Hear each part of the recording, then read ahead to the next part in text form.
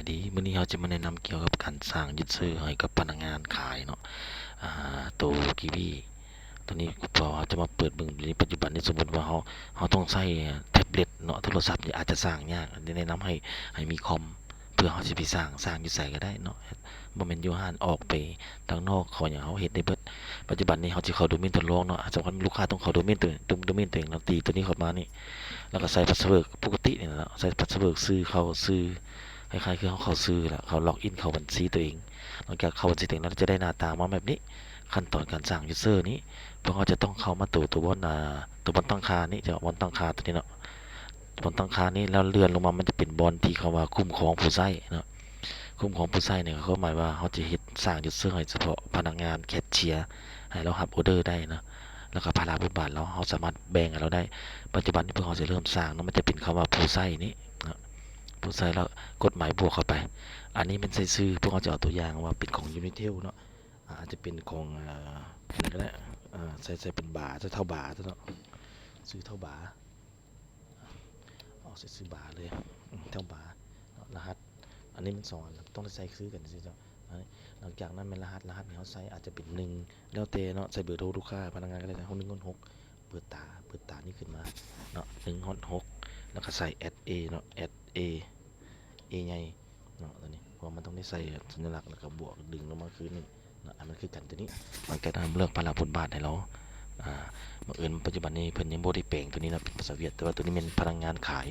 ตัวนี้ตัวทั้งลุมสุดนี้เนาะพนักงานแคชเชียร์อันนี้พนักงานคุ้มครองสร้างแล้วนี่สาขานี่เป็นพนักงานตัวไปนะแต่ว่าเขานี่เอาตัวนี้เลยเนาะตัวนี้พนักงานขายตัวสาขาบ่มีเนาะอันนี้เขาจะให้พนักงานบอดเราเป็นหยังหรือว่าใส่เบอร์โทรเราตื้มก็ได้อันนี้นี่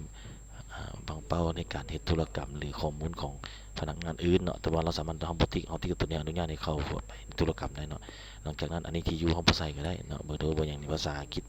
เนาะจะอะไรก็บ่ได้มีอีกเนาะอันนี้บ่ใส่ก็ได้มันจะออโต้มาแล้วมีแต่ว่าบันทึกเลยเนาะ1 6 1 2 3 4 5 6พาสเวิร์ดแล้วก็ A นะกดบันทึกเข้าไปมันจะฟ้องว่าอยู่ดุมนี่ท่านยังบ่ได้เข้าสาขาอันนี้เพิ่มสาขาตัวนี้ติ๊กใส่ตัวนี้เนาะสาขานี้สิเนาะแต่ว่าอันนี้มันตัวทดลองอาจจะติ๊กเข้าตัวนี้เนาะแล้วก็ถือว่าบันทึกไปถือว่าได้เลยได้1ยูสเซอร์พนักงานขายเนาะตัวนี้เท่าบาทนี้เนาะบัดนี้หลังจากเขาจะมาเบิ่งภาระเราเป็นอย่างแน่หลังจากเขาได้เรามาแล้วเขามาเข้าบอนการแบ่งขั้นตอนการคุ้มครองของเรานี่เนาะติ๊กเข้าไปนี่ติ๊กเข้าไปนี่ตัวนี้มันสำคัญมาตัวนี้เขาจะแก้ตัวใดหลังจากเขามาเบิ่งภาระบทบาทของเรานี่ติ๊กเข้าบนในตัวนี้เนาะติ๊กเข้าบนตัวนี้มันตัวที่เขาติ๊กมันแหละมันเขาจะมาแก้ให้เราเขาจะติ๊กอย่างนี้เนาะเขาติ๊กตัวนี้บอลเนาะเดี๋ยวเขาติ๊กกดเข้าไปในนี้กดเข้าไปใหม่บวกนี่เพื่อเขาจะมาเบิ่งมันเต็มเนาะเราสามารถเบิ่งแฮปปี้กรรมยุโตได้เนาะไม่บินได้กู้คืนได้อะไรเป็นลูกค้าหนี้สินเขาบ่มักเดี๋ยวเขาจะเป็นแต่พนักงานขายเนาะพนักงานขายนี่พนักงานนี่ติ๊กกันรายชื่อพนักงานมันจะมีอยู่นี่ตัวนี้ความต้องการของลูกค้าบ่ว่าสิเอาตัวใดเนาะหลักๆสิแม่นมันก็จะเป็นพนักงานการขายแหละธุรกรรมเนาะข้อมูลนี่หรือว่าขายสินค้านี่แล้วแต่เขาติ๊กเอาจริงก็ได้เขาบ่ติ๊กเขาบ่เอาก็ได้เนาะอันนี้ระบบสร้างตั้งอันนี้มันพิมพ์แบบฟอร์มได้แล้วแต่ดูให้เราเป็นแอดมินไปเลยก็ได้เนาะเป็นเขาสามารถติ๊กออกได้เลยเนาะติ๊กเหตุผลทุกอย่างที่เขาต้องการให้เราเป็นอย่างไรอันนี้เป็นรายงาน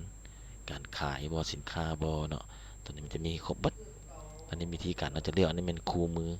เราสามารถตัวนี้เป็นหนี้สินได้เนาะอันนี้มันนี่พนักงานในรายชื่อพนักงานตารางเฮ็ดเวียกอันนี้ตารางคณะกรรมการเป็นอาจจะแปลบ่ถึกน้อยนึงเนาะรายจ่ายตัวนี้เงินเดือนอันนี้อาจจะบ่จะเกียร์ละน่าจะมีตัวนี้ระบบนี่ขายสินค้านี่ลักทรัพย์ตั้งค่าเวลาผลิตภัณฑ์เนาะอาจจะเป็นตัวนี้แหละตัวนี้เป็นหลักก่อนเนาะอันอื่นก็จะบ่มีให้เราบวกเพิ่มภาระให้เราก็ได้เติมตัวนี้ก็สิบ่ได้มีหยังเนาะหลังจากนั้นก็มีแต่บันทึกเลยบันทึกแล้วก็ถือว่าแล้วได้1ยูสเซอร์ของเรานี้วันนี้เขาจะไปเข้าตัวการขายแล้วเบิ่งเนาะว่าเราเฮ็ดจังได๋แน่เนาะสมมุติเรากดเข้าไปการขายนี่แต่พวกเขาจะออกจากระบบก่อนเนาะออกจากระบบตัวนี้เนี่ยนะวันนี้เราจะลองที่เข้า3คีย์นี่ออกจากระบบเนาะเพื่อจะไปเข้าตัวยูสเซอร์ตัวนั้นเราออกจากระบบนะตัวนี้ซื้อเก่าของเราทับบาเนาะออกซื้อบาแล้วมันจะหันเรา1 2 3 4 5 6 @a ใหญ่เนาะที่เข้าไปเบิ่งกันได้ตามันตัวนี้ นี่มันขั้นตอนกันของเราหน้าที่เราขายซื้อตัวนี้เนาะเราขายได้พันละบาทอันนี้มันเป็นยูเซอร์เราเองเลยเนาะมันจะบ่เป็นยูเซอร์แอดมินเนาะตัวนี้ก็ปกติในการขายสมมุติเราจะเก็บเงินการขายตัวนี้เพราะว่าปิดกะไปนั้นเพื่อผู้อื่นเข้ามาต่อมื้อเสนอเก็บเงินแล้วเราจะเก็บเงินไปเลยเนาะเราก็มีแต่เก็บเงินปิ้นเป็นธรรมดาแล้วขั้นตอนนี้ก็มีเงินสดเงินโอนนี่ซื้อเจ้าเงินสดเงินโอนเพิ่นบ่ได้เป็นภาษาอังกฤษนี่ฮะสิเปลี่ยนเป็นภาษาอังกฤษกันเปลี่ยนเป็นวันนี้อันนี้เป็นภาษาเวียดนามเราสามารถเปลี่ยนภาษาได้เนาะที่เข้าภาษาลาวนี่ภาษาลาวนี่หลังจากนั้นเราก็มีให้เราเก็บเงินปกตินะครับเงินนี้เงินสดเงินโอนบ่ถือว่าเราลูกค้าสิจ่ายเงินโอนเท่าใดเนาะก็ติ๊กเข้าไปนี่เงินโอนอันนี้เป็นเลขบัญชีครับเงินโอนเท่าใดเงินโอนอันนี้50,000เงินโอนอยู่10,000เงินโอน10,000เนาะหลังจากเงิน10,000แล้วบัดนี้เงิน เงินโอน10,000แล้วบัดนี้หลังจากนั้นจะมาติ๊กเข้าตัวโอนเงินเงินโอนเงินสดอันนี้ติ๊กเข้าตัวนี้ตึมเนาะครับเงินเด้มันจะออกเป็นเงินสดเท่าใดเงินโอน10,000เงินสดมันจะเด้งออโต้มาให้เลยเนาะขั้นตอนการทำเงินนี่จาก 10,000 นี้เนาะเป็น60เป็น50ทีตัวนี้เงินสดติ๊กเงินสดเลย50,000เงินสดติ๊กเข้าไปนี่นี่ตัวนี้จ่ายเงินทั้งเบิดนี่เนี่ยมีอะไรแยกจ่าย10,000แล้วเงินสดนี่40,000 40,000บวกกันเป็น50,000แล้วก็ยืนยันอันนี้ขั้นตอนการเก็บเงินเนาะมันจะมีเงินสดเงินโอนนี่แล้วก็จ่ายก็ถือว่าแล้วไปเนาะมันจะมีบินปกติออกมานี่เนาะขั้นตอนตัวนี้เป็นสลิปอันนี้เป็นตัวทดลองพวกเขาเฉยก็ถือว่าแล้วไปเนาะเขาก็สามารถเท่ากับนี้ว่ามันบ่มีปินมันจะมีอยู่นี่ให้เลือกแต่พวกเขาเสร็จขายลูกค้าไปแล้วเนาะกรณีลูกค้าอยากเฮ็ดมันยาวเกินไปเขาก็สามารถใส่เป็นคัสตอมไมซ์อันนี้มัน80 90เฮาติ๊กเข้าไปนี่ก็ได้อันนี้เป็นขั้นตอนค่าดีฟ้ามันนี่ซื่อเนาะติ๊กเข้าไปนี่อันนี้มันจะเป็นแบบนี้แต่ถ้าเขาจะให้ตั้งเป็นตัว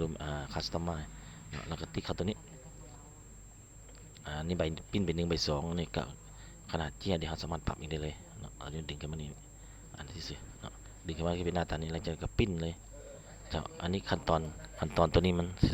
ก็ถือว่าแล้วเนาะวิธีการสร้างยูเซอร์ให้กับพนักงานตัวนี้